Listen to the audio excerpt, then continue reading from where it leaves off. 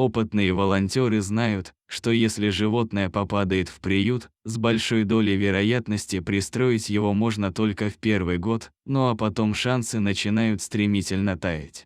У Джанго, героя этой истории, все складывалось именно таким, не самым радужным образом. Большой добряк Джанго попал в приют «Красная сосна» в 2013, когда ему было чуть больше года.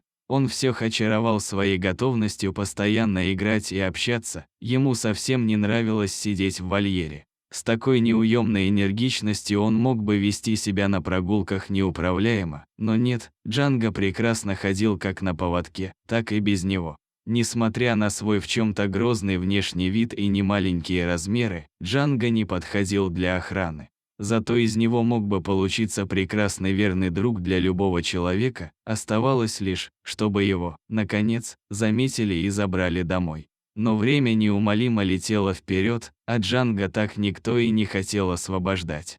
Сложно в это поверить, но 6 лет он провел в стенах приюта, постоянно бросая полный надежды взгляд на каждого человека, который проявлял к нему внимание. Все это время опекуном, который следил за Джанго и искал ему хозяев, была девушка по имени Юля. Она выходила с ним на прогулки, привозила вкусняшки, делала пиарные посты в социальных сетях и просто общалась с дружелюбным псом. За то долгое время, что они провели вместе, Юля успела привязаться к Джанго, как и он к ней. И вот, в апреле 2019, спустя 6 лет жизни в приюте, Джанго, наконец, обрел свой дом. Юля стала его хозяйкой и забрала его к себе. Вот уже несколько месяцев Джанго дома, рассказывает в социальных сетях Юля. Дома остается один прекрасно, ничего не портит, не скулит.